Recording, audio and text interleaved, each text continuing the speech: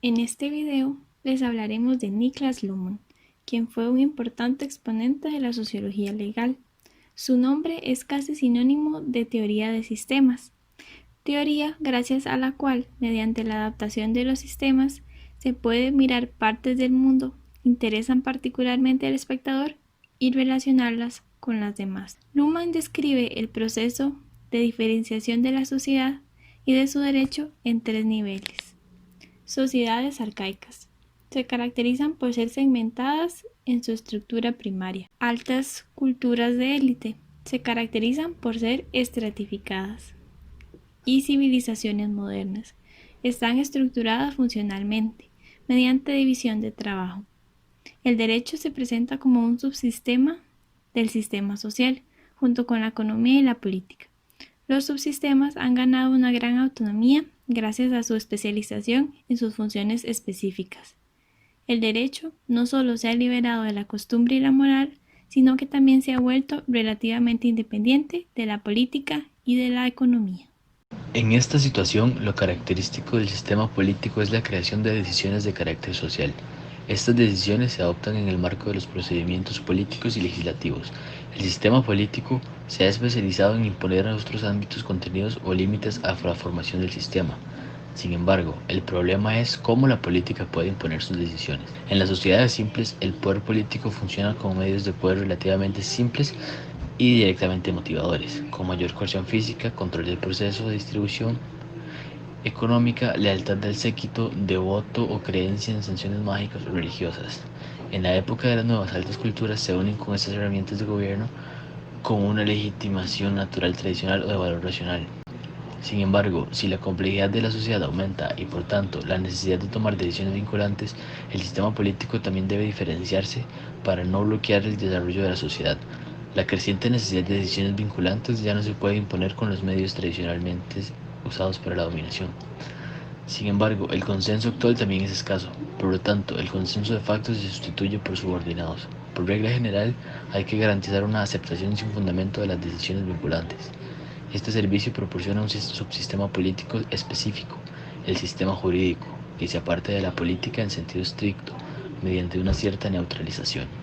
Así, el sistema judicial es un sistema posterior al sistema político de función de legitimación y ejecución de las decisiones adoptadas en el sistema político y de la absorción de los conflictos.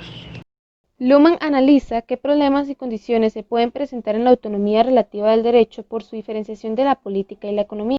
El primero de ellos es el normativismo, esquematismo y universalismo.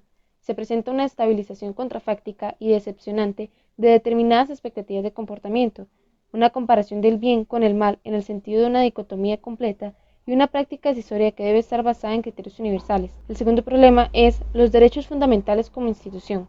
Estos marcan y sostienen la diferenciación social que ha surgido en las sociedades del mundo occidental. Distingue 3 subsistemas de comunicación de la sociedad estabilizados por los derechos fundamentales. El primero es la libertad y la dignidad humana. El segundo, los derechos fundamentales de la libertad de conciencia, de expresión, de reunión y de asociación. Y el tercero, la libertad de empleo y la garantía de la propiedad. El tercer problema es la función de derechos subjetivos. Luhmann considera insuficiente la interpretación jurídica clásica como fuente y protección de la autonomía privada, como poder jurídico concedido al individuo o como interés jurídico protegido. Lo que importa es la función técnica de esta figura. Seguridad de las expectativas y control del comportamiento. Según Luhmann, aún está pendiente una diferenciación interna del sistema legal que sea adecuada y señala que la ley cumple 2 funciones al mismo tiempo. Seguridad jurídica, que consiste en apoyar las expectativas de una persona en relación con el comportamiento de otra, y el control de comportamientos. La legislación social, económica y medioambiental ya no se corresponde con la norma y la sanción tradicional, y en ocasiones ya no está dirigida al público, sino a las autoridades de ejecución que implementan la ley. Debido a ello, según Luhmann, es necesario encontrar nuevas figuras jurídicas y dogmáticas. Primacía de la economía. La economía ha sido fuente de problemas en el desarrollo moderno de la legislación en aspectos como la necesidad de libertad contractual y de una aplicación fiable de la ley, la necesidad de adaptar todos los demás sistemas sociales al progreso económico y la regulación y la estabilización de este mismo proceso. Una función central, como es la de la formación jurídica, no puede confiarse a un sistema que reclama un alto grado de autonomía y primacía social. La primacía de la economía impide que el sistema político alinee la ley. Derecho nacional y sociedad mundial. Existe una creciente discrepancia entre el sistema social, por un lado, que desde hace mucho tiempo se ha fusionado con la sociedad mundial en las áreas de economía, ciencia y comunicación, y la ley positiva, que solo existe dentro de los límites territoriales como una ley nacional. Esto no significa, sin embargo, que las estructuras normativas no puedan, bajo ninguna circunstancia, resultar problemáticas sin perder su función.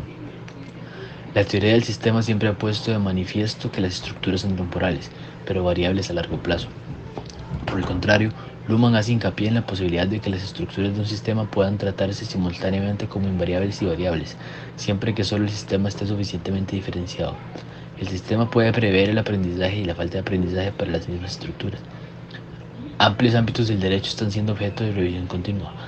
La reforma del derecho se está acelerando a sí misma, porque cada vez más cambios requieren más ajustes.